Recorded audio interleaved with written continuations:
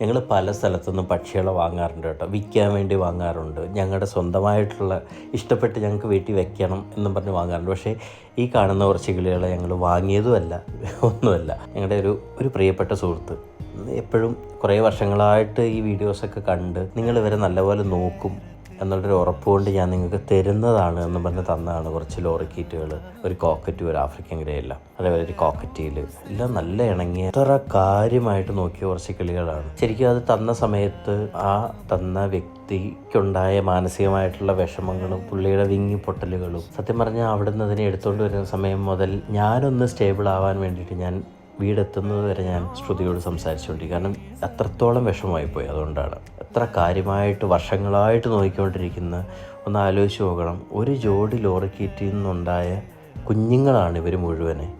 എല്ലാ കുഞ്ഞുങ്ങളെ അവർ ഒരു ഫ്ലാറ്റ് മുഴുവനിട്ട്, ഒരു ഫ്ലാറ്റ് മുഴുവനായിട്ട് അവർക്ക് കൊടുത്തേക്കാണ്. വേറെ ഒരു ഓപ്ഷൻ അവർക്ക് ഇല്ലാഞ്ഞിട്ടല്ല, പക്ഷേ വേറെ എവിടെയെങ്കിലും കൊണ്ടിട്ട് കഴിഞ്ഞാൽ ചിലപ്പോൾ അതിനെ വിറ്റ് കളയുമോ അല്ലെങ്കിൽ അതിനെ നല്ലപോലെ നോക്കാൻ പറ്റാതിരിക്കുമോ എന്നൊക്കെയുള്ള ആളുകളുടെ വിഷമം ആലോചിച്ച് എത്രയോ ആളുകൾ അങ്ങനെ ഉണ്ടാവും. നമ്മളില്ലെങ്കിൽ അവരില്ല, അവർക്കൊരു ജീവിതമില്ല, അവർക്ക് നമ്മളെ കണ്ടില്ലെങ്കിൽ അവർക്ക് വിഷമം. അപ്പോൾ ആ ഒരു വിഷമത്തിനെ കുറച്ചെങ്കിലും കുറയ്ക്കാൻ പറ്റുന്ന ഏതെങ്കിലും ഒരു സ്ഥലം ഉണ്ടെങ്കിൽ നമുക്ക് അവിടെ അതിനെ കൊണ്ട് വയ്ക്കാം എന്നുള്ള രീതിയിൽ, എന്താ പറയുക, അങ്ങനെയൊക്കെ ചിന്തിച്ച് ഇവരെ ഒരു സ്ഥലത്ത് കൊണ്ട് ഏൽപ്പിക്കുന്ന ആളുകൾ എത്രത്തോളം പേരുണ്ട്. ഞാൻ പഴയൊരു വീഡിയോയിൽ ഞാനിതുപോലെ എനിക്ക് കിട്ടിയ 2 കിളികളുടെ കാര്യം അവർ പറഞ്ഞു തന്ന, കൂട്ടിലിടരുത്, പരമാവധി വലിയ ഇതിലേക്ക് തുറന്നു വിടുക, അവരതിൻ്റെ അകത്ത് നടക്കട്ടെ. ഇപ്പോഴും ആ കിളികളും ആ ഫാമിൻ്റെ അകത്ത് പറന്ന് ചിരിച്ചുല്ലസിച്ച് ആസ്വദിച്ച് നടക്കുന്നുണ്ട്. അപ്പം എന്തെങ്കിലുമൊക്കെ വേണമെങ്കിൽ നോക്കാനുള്ള സാഹചര്യം ഉണ്ടായിട്ടും, എന്ന് വെച്ചാൽ വേറൊരു സ്ഥലത്ത് ഒരു കൂടുണ്ടാക്കി വേണമെങ്കിൽ ഒരു പണിക്കാരെയൊക്കെ വെച്ചിട്ട് അല്ലെങ്കിൽ തീറ്റ കൊടുത്താൽ മതി, അവരോട് കിടന്നോളും എന്നുള്ള ചിന്തയല്ലാതെ ഇവർക്ക് മാനസികമായിട്ടുള്ളൊരു സന്തോഷം വേണം, നല്ലപോലെ നോക്കണം, ചേർത്ത് പിടിക്കണം എന്നുള്ളൊരു ഫീലിൽ